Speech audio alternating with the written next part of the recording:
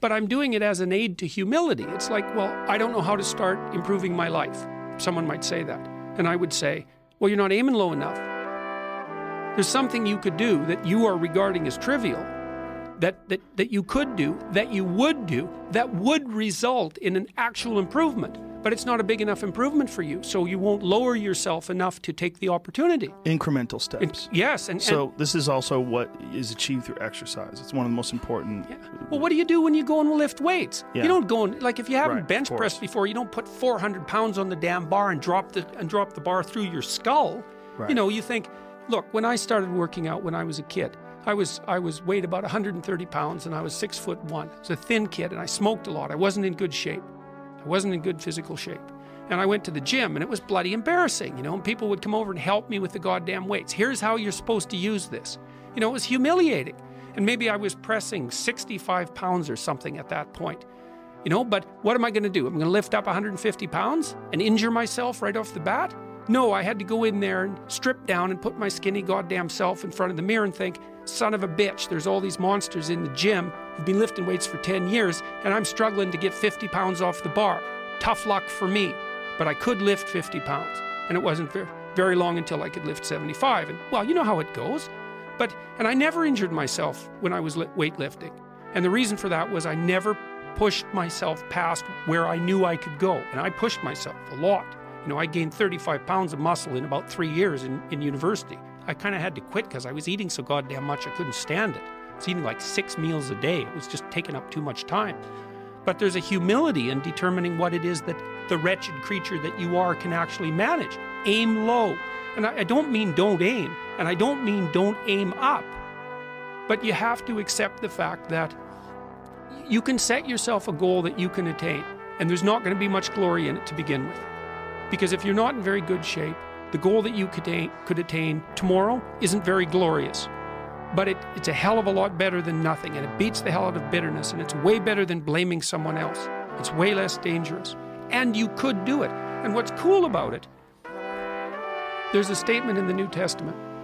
It's called the Matthew Principle, and economists use it to describe how the economy in the world works. To those who have everything, more will be given. From those who have nothing, everything will be taken. It's like what's very pessimistic in some sense, because it means that as you start to fail, you fail more and more rapidly.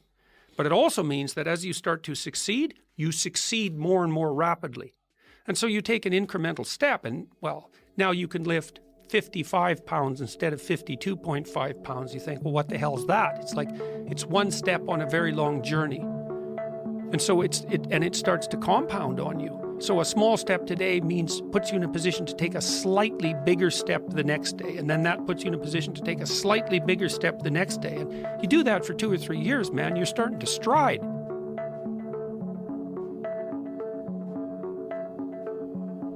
Know what your mission is. Know what your intent as the commander of your life. Know what your intent is, and then fight with everything you've got to win. What's the primary difference between winners and losers?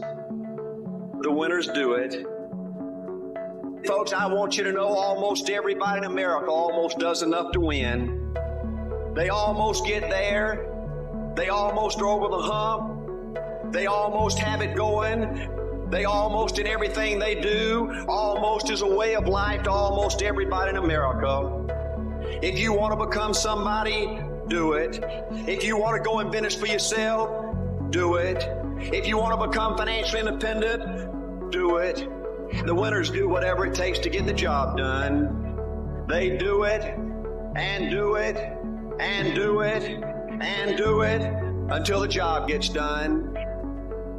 And then they talk about how great it is to finally have achieved something unique, and how glad they are that they didn't quit like everybody else, and how wonderful it is to finally be somebody they're proud of and make a difference with their life.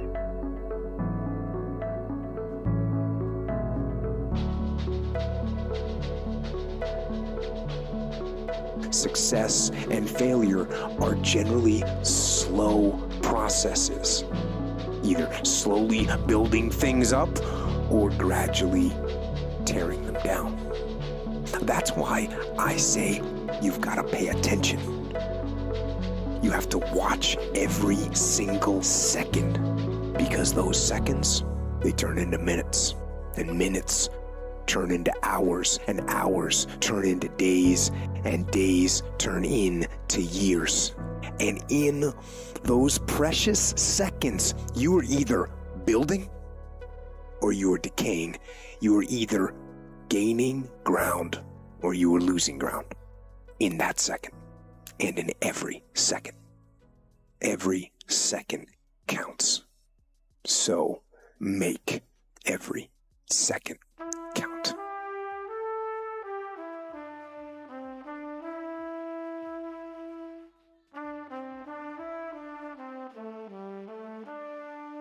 The majority of people allow their dreams to die. It's hard living your dream. It's hard taking the heat in the kitchen. Most people won't do that. Most people don't have that kind of boldness about them. That kind of gutsy attitude about life. It's hard, yes. Changing your life, breaking habits, rebuilding yourself. It's hard. Starting all over again. That's hard. When you're in charge of your attitude, you say, if it's hard, then do it hard. Come up, stand up front, and take life on. And take it into power. I won't allow this to stop me. So what if it's hard? Do it hard. It's worth it. It's worth it to me to pay this kind of price. Really doesn't matter what you're going through. How you deal with it, that's all that matters. Your dreams, your goals, your aspirations, your ideas, your thoughts. Everything that you ever dreamed and imagined is trash without action. Tomorrow is where the lazy get up and put into action, but nobody in this room is lazy. One of the most expensive things that you will ever experience in your lifetime is a missed opportunity. This is my time. This is my moment. Tomorrow, tomorrow, tomorrow. Ain't no such thing as tomorrow. We only got today. You have an opportunity right now that you'll never have. You better not lose this. This is an opportunity of a lifetime. Your grandma counting on you to do the right thing. Your mama counting on you. Your cousins, your brothers and sisters are counting on you to cash in on this opportunity. It's necessary that I live my dream, that I do my work, that I'm working constantly to express who I am.